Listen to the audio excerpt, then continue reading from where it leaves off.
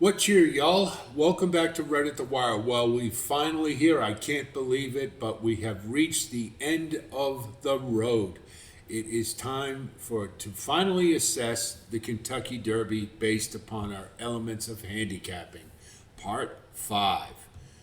Now, we'll just take a look at the field, and obviously, during over the course of the elements of handicapping sections form class, I believe we did have a couple of defections, so I had to go back and update the numbers a little bit. So we don't necessarily have you won't get a comprehensive evaluation for Neo Equos or render judgment in this post, but you will get the scores, and you can kind of go back and relate them, and we'll give a little synopsis on what we think about them. But here's the field with odds, with post positions, and I'm sure you've all committed that to memory by now, like I have. And I wanted to talk about just give you a first thing is we'll take a look at the race shape as it stands right now, and I think that's always important. Particularly this year, you do see we have some very confirmed front runners in Citizen Bowl and Rodriguez, as well as East Avenue. And the speed is all to the inside, which is extremely interesting. And I can't recall a Kentucky Derby we had all the speed on the inside. So consequently, all the later runners are to the outside for the most part, with the exception of maybe Flying or Final Gambit, who's inside of number 3, or journalism in Burnham Square, and even Grondick, I guess you could say. So it's interesting from that perspective, and I'm very curious to see what kind of shape we get out of this race. I think you're going to have to give the advantage to the inside runners, and that's not usually the case. And let's also remember too, this is a 20 horse gate. There's no break in it like there used to be. So perhaps not as big a deal as before, but anyway, there are the post positions, and we'll talk about that a little more as we go through the horses one by one. Now, as far as the post-draw winners and losers, these are the horses I think were winners and losers, and the ones that aren't listed, I think it's fine. They're going to be okay, or it's not going to hurt them. Let's just say. I think Citizen Bull has to be a winner because he's on the rail and he's speed. And the way he's training, I mean, they're definitely going to send him hard. So I think Citizen Bull's in about as ideal a position as you could be for a confirmed front runner. Neo Equos, you could say the same thing. He's been saving ground all the way along in the stakes races in Florida that he ran in. He'll continue to do that and hang amongst them. Rodriguez, being in the 4 position, he's going to want to be up there. Whether or not he takes the lead is the question. I personally think they would be crazy not to try to put him on the lead. He ran so well in the Wood Memorial, but we'll see. American Promise, who the coach says he's going to send him, I don't believe that. I think he's going to rate off the leaders, but being in the 5 hole, he gets to save ground, should put him in good position. Excuse me. Journalism, you couldn't ask for a better spot. He's just in a perfect spot. Should be able to draft off the leaders and make a move when the time is right. Grand, I think, got a very good position because he should be rating off the leaders. Maybe a little more towards mid-pack than up at the front, but he will be in good position, and I think he's very dangerous here. Who loses? I think East Avenue has to be considered a loser. We know he has to get to the lead, and he's got all the speed to the inside of him. It's not to say he can't get to where he wants to, but you'd have to consider him to be at a disadvantage from that spot. I think Coal Battle, another one, big loser here. I think he's marginal for the Derby.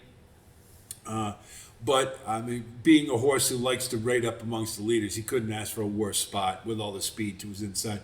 Chunk of Gold, same thing. The 19 hole really at a big disadvantage, and he would really need every break he could get, I think, to factor in this race. And, of course, Owen Almighty, I don't think it matters, to be honest, where he was, really, but they say they're going to rate him. I don't think it matters either way. but being the 20 hole, especially when you're distance limited, is not a good thing. Now, you guys know over the course of the elements of handicapping, we had a scoring system for form, class, and speed. And pace, we kind of left without a score, just kind of looking at the numbers from different perspectives.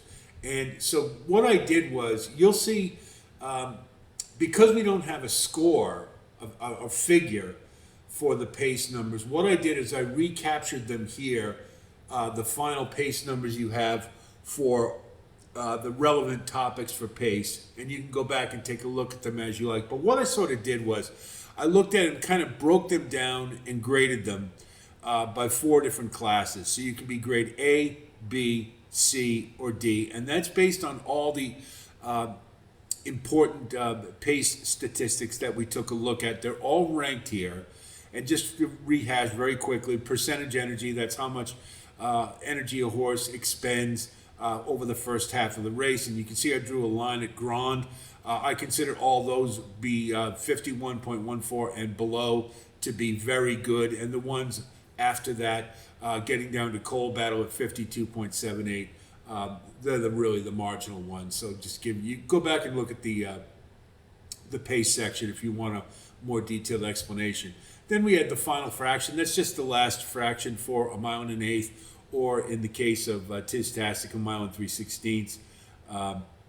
So you can see them as they're broken down, and I drew a line at journalism. Basically, anything over 53 is considered very good. Final Gambit was done on synthetics, so as well as Flying Mohawk, and those were kind of more turf-like fractions, let's say. So we don't really know if they can do it on dirt. We have to downgrade a little bit for that reason. I'll give you another second to take a look at it. Now we go to the sustained and average pace. These are 2 numbers. If a horse leads in these categories, they are have a very good shot at winning the Kentucky Derby. I've highlighted the top 3. I did not highlight American Promise because that was a 1-turn race, and those numbers I just don't think are accurate by comparison in considering the Derbies run at 2 turns. But you'll see they're all ranked, and again, the ones Tiz-Tastic, Rodriguez, Grand all stand out.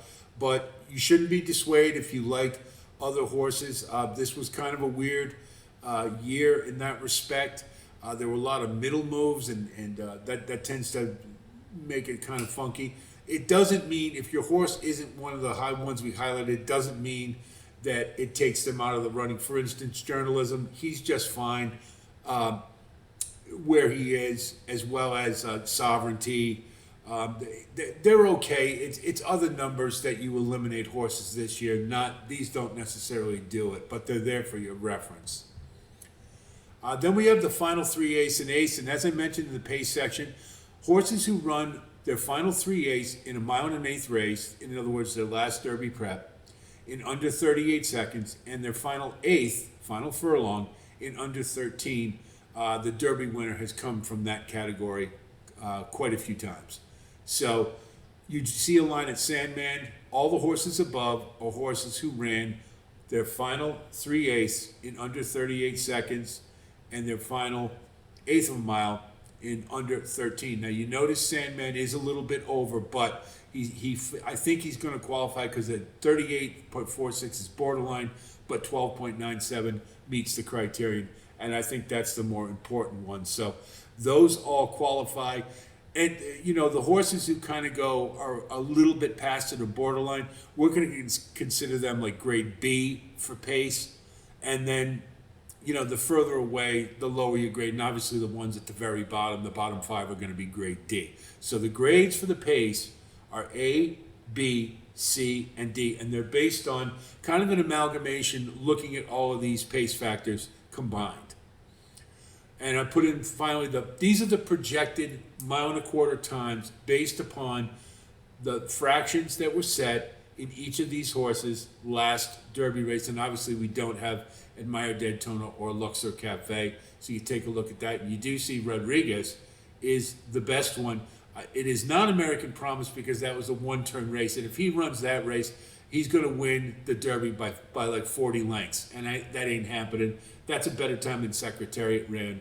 And that's based on a mile and an eighth fractions on a track that was playing lightning fast. So that's why it's not highlighted.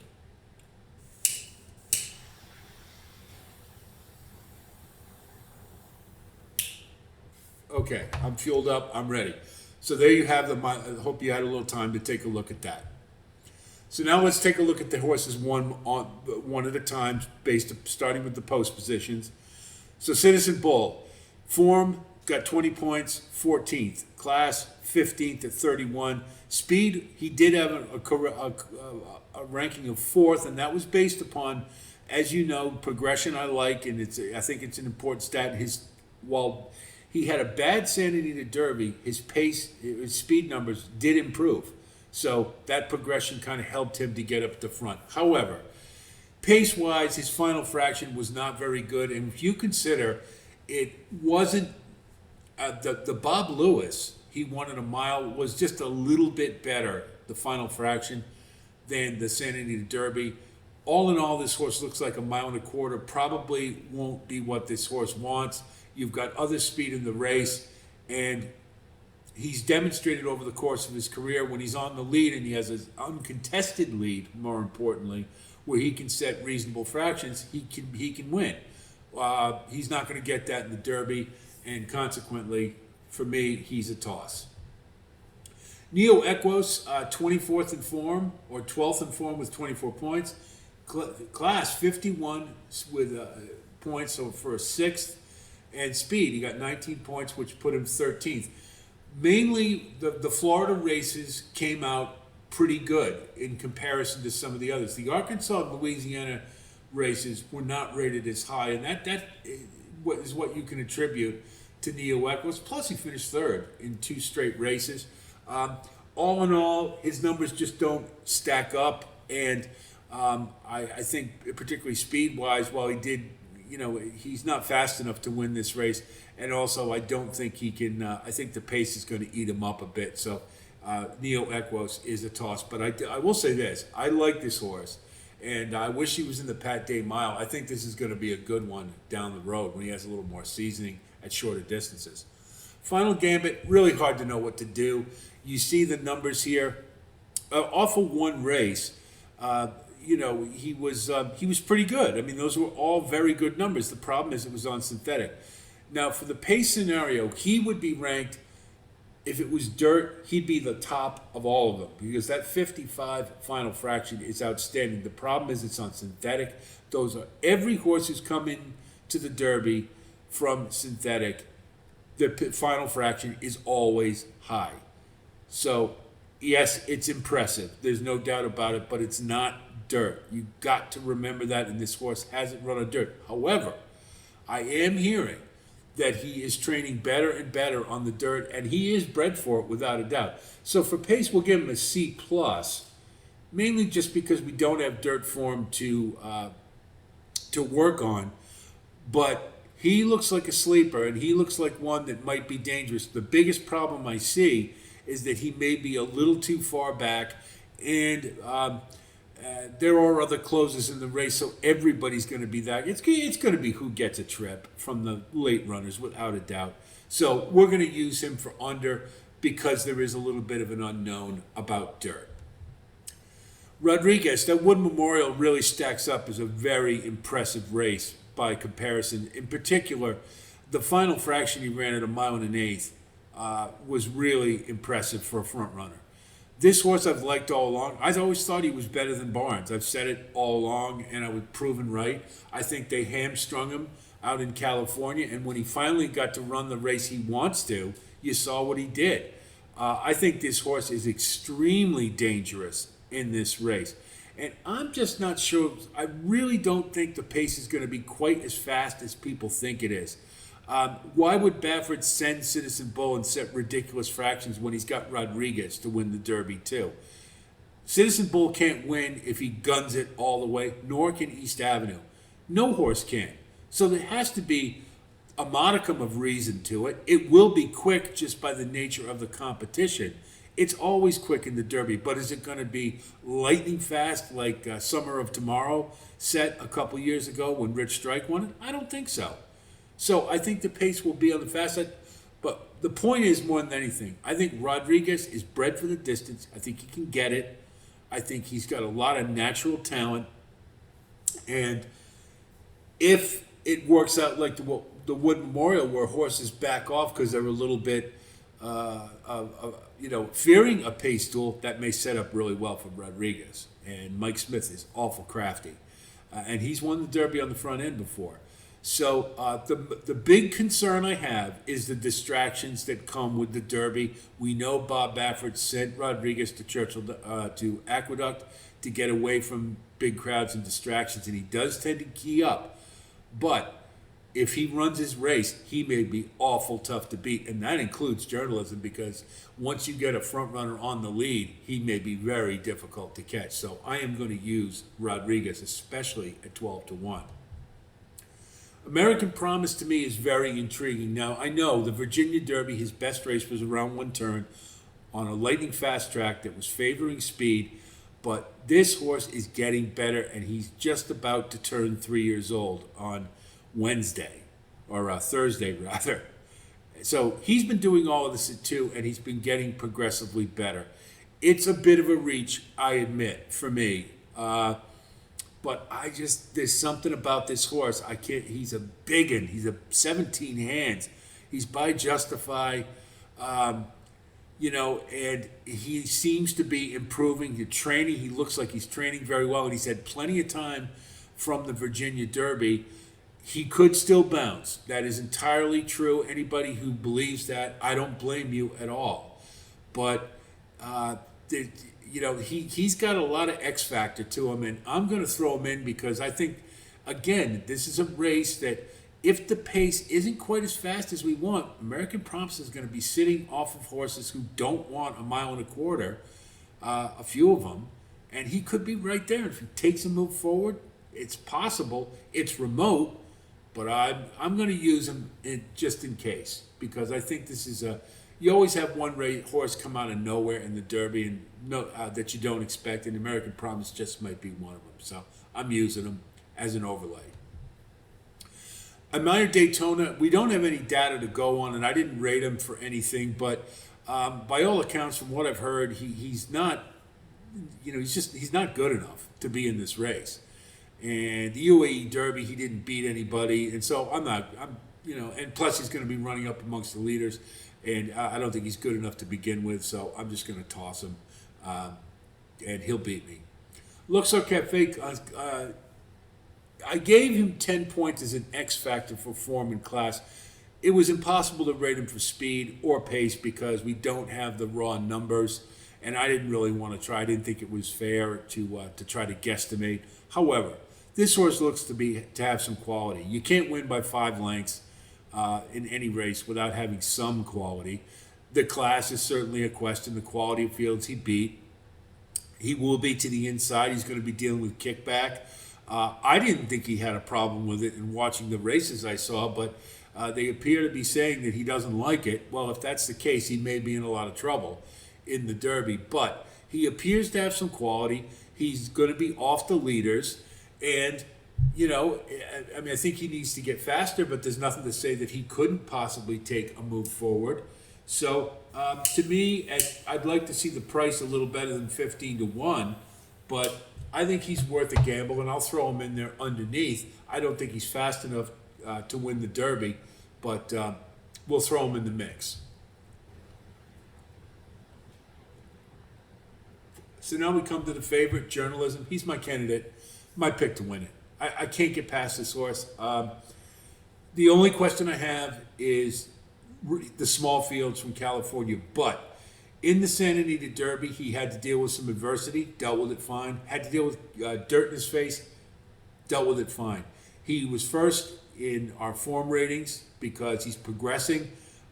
Everything is going according to plan. Class-wise, he ranked third. Speed-wise, he's first, clearly better than everybody else. He's just a really good horse. And this, to me, being in the 8-hole, being off the what might be a pretty quick pace. I think he's in great position. If they can work out a trip, he's got it to me. And I just can't go against him here. Journalism to win.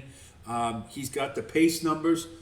He qualifies with the final 3/8 and final eighth rule. He's got the good final third fraction. His mile and a quarter time. I mean, all of it fits. So he's the one to beat. And I think he's a deserving favorite. I'm picking him to win. Burnham Square, I've liked this horse all the way along. I really, I have. I had him in the Holy Bull. I had him in the Bluegrass. The Fountain of Youth was a little disappointing, but, he may not have been tuned up quite all the way. Regardless of that, here's my big concerns with Burnham Square. He's too far back, and his final pace fraction is light for a closer, particularly when you consider the Bluegrass. East Avenue was begging to be beat. And Burnham Square was the only one who was doing any running really late in the stretch there, and he barely beat him with a very low final fraction. A final fraction of 51 usually isn't good enough for the Derby. And when you couple that with a horse who's coming from behind, who there are other closers in the race that are better, it's sketchy. But he's training great. And there's nothing to say that he couldn't take a step forward that would put him underneath. But I don't think he's a candidate to win because I don't think he's quite fast enough. But this horse loves to run all day, and he's a little, and that's another disadvantage. But I'm going to take a flyer on him. I'll put him underneath, but like the bottom of the super, but that would be the extent of it. Grand, I really like in this race. Deadwood Memorial, I can't say enough how awesome that race was. You see the form, class, and speed ratings are about middle of the pack. It's mainly because he only had one Derby prep to judge him on. But what a Derby prep. He was wide around every turn. He had to close against a runaway leader, and he did so losing all kinds of ground. And even that, with that, go back and take a look at his pace numbers. His final fraction, still over 53. Which is exactly what you want going into the Derby. He's got to have a trip. They all do. It may be a little green. He's only got 3 starts, but this horse, I think, is to me, is ready to run a big one. He ran a better Thorograph number than Rodriguez did for the Wood Memorial because he lost so much ground. He takes another move forward. He's a very dangerous horse, and I'll tell you, I'll have a win ticket or two on this one. I am definitely using Grant. I like him a lot here at 20-1. Flying Mohawk, again, he has the same problem that we have with Final Gambit. We just don't know. He's never been on dirt. I just don't think he's fast enough. Is really what it comes down to. You see an 11 speed score, which was 17th. Class, he didn't meet enough of our criterion about progression or running in highly rated races. The Jeff Ruby was the lowest rated race, and we only had that race on which to judge Flying Mohawk. It may be a little unfair, but he also was very one-paced on synthetic, and I just didn't get a good feel for him coming into the Derby. We give him a pace grade of C because we don't really know what his dirt pace grade should be. But judging by the numbers, I just can't see it. I'm not willing to take a flyer on him, so I'm going to let him go. East Avenue. You see, even, now the thing to remember, when we did these numbers, we had to consider the Risen Star as well as the Bluegrass. So are they a little lower maybe than they ought to be? Perhaps. But, if you look at that Bluegrass, honestly, it wasn't that much better than the Risen Star. The final fraction was a little better, but still, that race for a front runner, and if that's the best he can do, he can't win the Derby. He won't win it. That final fraction was really low, and time after time, year after year, horses who run a final fraction that low do not win the Derby, and they don't even finish in the money. We still don't know if he's a horse for the course at Keeneland or not. I can't see it. There's too much speed to the inside, and I'm just not a believer, and I'm going to let him go. East Avenue, I know he's training well. He was training well for the Risen Star, too. He's a toss. Publisher. big knock on him to me, he ran in Arkansas. The Arkansas races were not very good this year. Now, you did have Sandman coming out of there who ran the highest rated race of all the horses in the Arkansas Derby. But the class level, the race rating for all those races in Arkansas was lower than they were for Florida, California, and they were about the same as Louisiana, and Louisiana wasn't very good. However, I did like what I saw in the Arkansas Derby. I think this horse is improving. I don't care that he hasn't won a race or not. I want to know how he's going to run in the Derby. He's got enough experience at the graded stakes level. I think he can compete. I'm worried he's not quite fast enough. I also have to mention, like I will with Sandman when we get to him, the final fraction in the Arkansas Derby for Publisher was very low. It was under 52. That is low for a horse running off the pace. He made a big move in the middle and then kind of flattened out. Sandman sort of did too. They pretty much ran the same race. It's just Sandman got a little bit of a jump and was a little bit faster. Can he factor in the Derby? Possibly. But I don't think he's fast enough. And I just think he'd have to take too big a jump to win this race. And he needs a lot of things to happen. And there's so many other horses who run the way he does that are better right now. So can he get underneath? It's entirely possible, but that would be the extent of it, bottom of the super.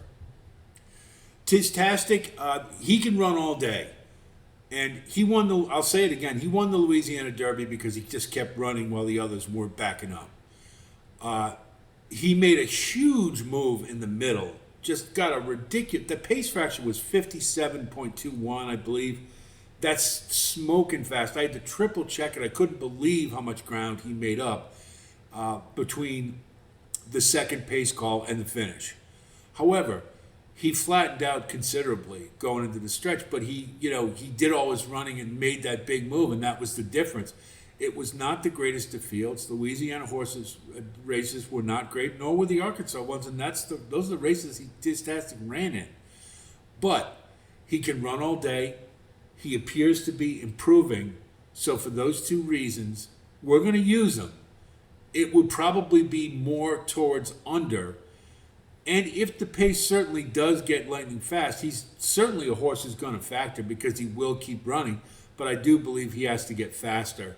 And judging by the quality of the races he ran in wasn't as good as some of these other horses who have been better in tougher races. So for that reason, we're going to use Tistastic, but we're going to use him advisedly. Render Judgment, he just isn't good enough. Form, class, speed, pace, all of it. He just doesn't belong in this race. I guess his owners just want to feel what it's like to have a horse in the Derby, but that's the extent of it. He hasn't proven over the whole course of the Derby Trail that he belongs. The Virginia Derby, he just kept running while all the others were backing up. It wasn't a great field, and he lost by nearly 8 lengths to American Promise. He's just not good enough. He's probably the second easiest toss in this race. Coal Battle, you see, again, the numbers. He won that Rebel Stakes, and boy, that was a great race. He made a big middle move. It was awesome, but he followed up with a real clunker. I thought it was a bad third in the Arkansas Derby.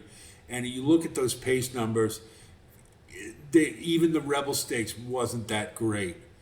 And I think this is a horse who he's getting slower late as the distances get longer. So I think that might be a little too much for him. So he gets a D pace grade. If you look at all his fractions, he's at the bottom in everything. I don't think he's fast enough. And you couple that with the fact he's marooned out in the 16 hole where all the speed is to his inside. And he likes to run about, stalking about mid-pack. So to me, Coal Battle has to be a toss. I wish he wasn't. It's a great story, and he's a really nice horse, but I think this is a little too far for him, and he's a little outclassed. So Coal Battle's a toss. Sandman. Sandman, ran the highest rated race on the Derby Trail in the Arkansas Derby. He got a 123 class rating. Clearing away the best race. He was even better than the San Felipe for journalism, believe it or not. However, we know this horse has been mercurial. He's had been enigmatic. Even the Arkansas Derby, we got such a high rating. He was all over the place in the stretch. He had a bad break in the Southwest Stakes. He's a tappet.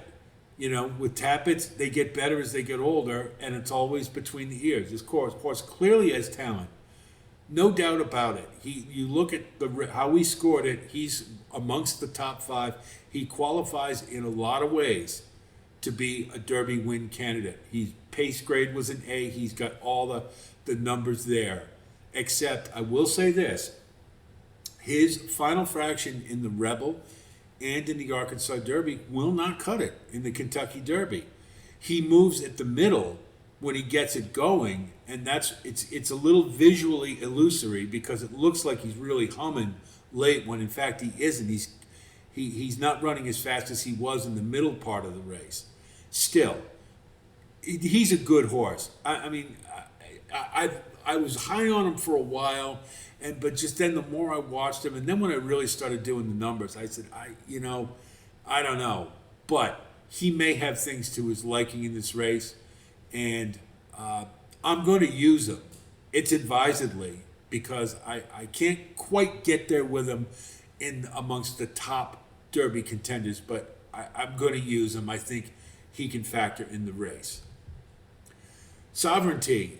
Sovereignty was a little bit of the numbers looking at them was a little disappointing. He did only have 2 preps, and he didn't show that progression that we like to see. However, that was by design. Bill Mott did not have him tuned up all the way for the Fountain of Youth or the Florida Derby. The Florida Derby, the speed numbers didn't come back terribly high, but I'm not going to let that bother me. This horse has the pace numbers to indicate he's going to love a 1.25 miles. I don't think the 18 hole is a real big deal. The only thing I will say is with all the speed to the inside, all these late runners are going to lose a lot of ground in the stretch going wide. And that may be the difference. And, I toyed with the idea of putting Sovereignty on top, but it's not so much that he's in the 18 hole, it's just the way the race is set up. He's going to lose a lot of ground in the stretch, and that may cost him, kind of like sort of like with Sierra Leone or maybe even Angel of Empire a couple years back. I would love to see Bill Mott get a legitimate Derby. This is absolutely a win candidate. We'll be using him in the win slot for some bets, but I think it's going to be under for Sovereignty in the Derby. Chunk of Gold, another great story. It's been belabored. But you know what? Those Louisiana races did not come back very good. He is getting better. Horse is getting better.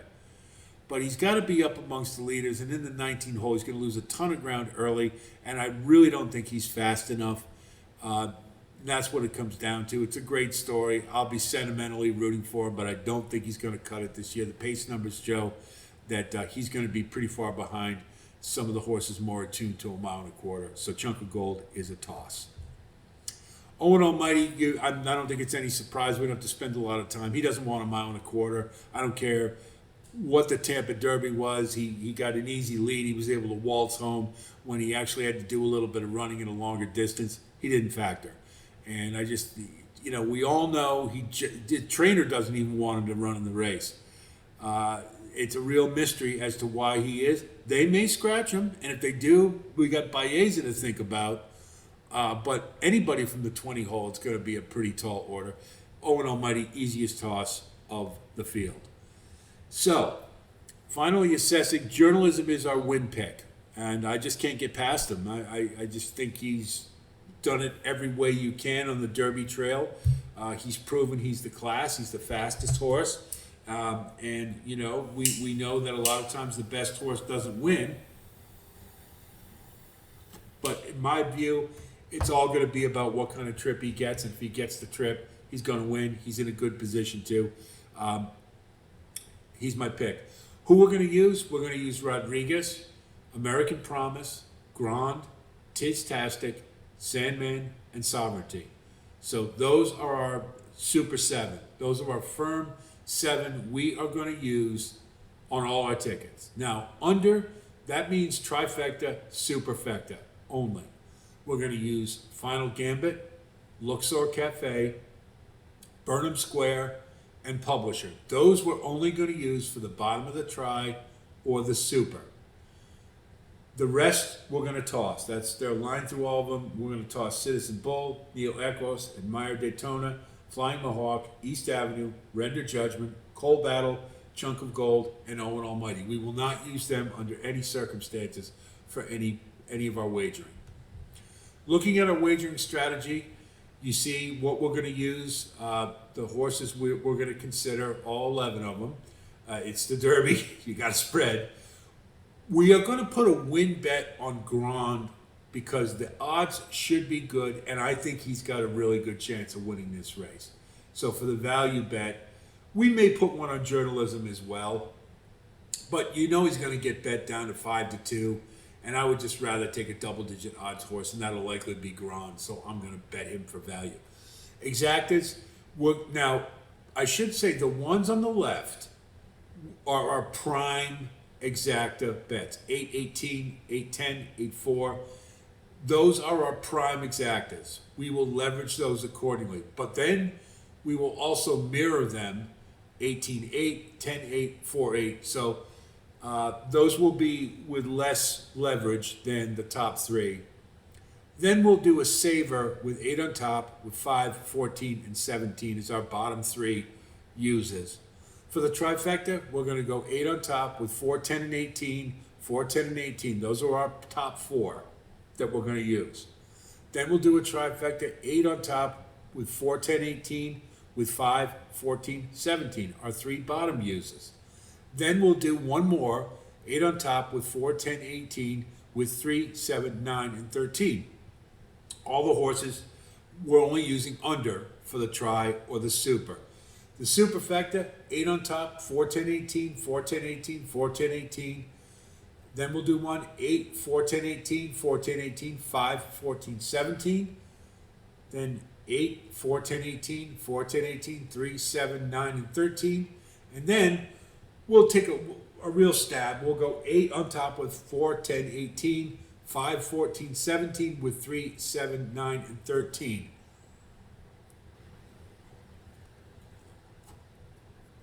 You can drive yourself crazy making tons and tons and tons of superfecta bets as well as trifecta bets in the Kentucky Derby, even exactas, all the exotics. So I just want to say just give a little suggestion. I've been doing this a long time. And a couple things that you want to be thinking about, kind of principles of wagering for the Kentucky Derby. I'll just put it out there. You don't necessarily have to agree with my selections. You certainly all have your own. That's the opinion you want to take and use. I would rely on your own decision and nobody else's. Go with your gut. Go with what you like. Secondly is have a plan before you go to bet. Because if you're in a simulcast or at the track or whatever, there's so much else going on there. Have that plan, have it written down what your bets, particularly your tries and your supers, before you get there. That's going to make life a lot easier, and it's not going to piss off people behind you when you're trying to make up your mind and you bet. You guys all know that. I think that's old hat. However, having a plan A is great, but sometimes you gotta call an audible. And I'll give a couple of examples of it. Back in 2009, Escandarea scratched the week of the Derby. He was the favorite. He won the Wood convincingly. He was the favorite. I Want Revenge was the second choice. He became the favorite. He scratched the day before the Derby, or I think it might even been that morning. I had made out all my tickets. I had done everything, and I had to go back, and I was like, it's got to be a long shot now. It's got to be, because you've lost the two favorites, and now it's a wide open race. I could not get behind Mind That Bird. I looked, I tried. I just couldn't do it, and hey, a long shot won the race. The other one, where I called an audible, was Rich Strike in 2022. I was all set to go with Epicenter hard all the way to win the Derby. But I was watching the tote board and I noticed Zandon and Epicenter were like co-favorites at 5-1. And I started thinking, I said, you know, with all the pace in this race and the betting public can't make up its mind, let's find a long shot. And who did I look? I looked through and I saw, and there were a couple of things. Rich Strike wasn't also eligible. You always want to pay attention to them. And secondly, I looked at his form, synthetic to dirt. You guys know I love that angle. That's one of the reasons. And he was coming off a career high, and he looked like a really plausible horse coming from off the pace to win as a long shot, and he did. But it wouldn't have happened if I had just stuck with my guns and hadn't been willing to call an audible. Now, I'm not trying to toot my own horn here. I'm just giving you an example of why sometimes there are things. If you look at the, you look at the tote board and all of a sudden you see journalism's not taking as much money as you think, or maybe a horse you didn't like, all of a sudden his odds look a lot lower, and you start to hear some scuttlebutt that maybe there's a good reason for it. You might want to rethink things a little bit. But, stick to your primary game plan if you can, but be prepared to call an audible if you have to and improvise. Because, and I'll tell you what, sometimes those are the best scores you'll ever make.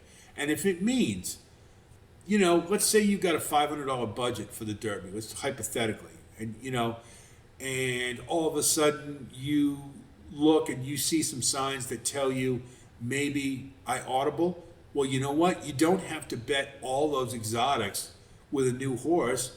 If you're not overly certain, you can just take them and bet a heavy win bet and maybe a couple exactas. So all I'm trying to say is that have a firm game plan, but be prepared to change it if you have to. And I think that's really good advice. Some of you have asked about how to bet the Derby and betting strategy, and those are some principles that I think you need to have. And the one primary one, though, is do have your game plan all set before you get to the track or before you go to the place you bet, because you will absolutely drive yourself crazy trying to form the tickets while you're at the track or while you're at a betting parlor, for lack of a better term. So I hope this helps you with your own wagering strategy. I wish you the best of luck. It's going to be a great Derby. It's a really cool field. I think it's one of the better ones we've had in the last few years, and I'm really excited to bet it. I know you are too. We are going to try to get the full card for you for Churchill Downs on Saturday. I'm a little time pressed this week. I'm also not going to be able to do the elements of handicapping for the Oaks. I just don't have the time, but I will do a post about the race itself, and we'll have sequences, best bet, value plays, all that good stuff for Derby Day, and we'll just try to get in as much as we possibly can for you. Want to thank all of you for a really great Derby trail. This has been a lot of fun. Thanks to all of you who have subscribed. If you haven't already, please do so. If you like content like this, keep the comments coming. I'm loving the fact we're all talking to each other. It's become a really cool community, and that was my goal right off the bat. So we can all help each other. Hopefully this will help you. Throw some input out there, guys, if you have some, and I'm sure we can all get some valuable information from it. So there it is. That's our final assessment. We got much more coming. It's a crazy week. It's Derby week. None of us are going to sleep for sure. So that's it from here. I'll talk to you soon, and until then, be well.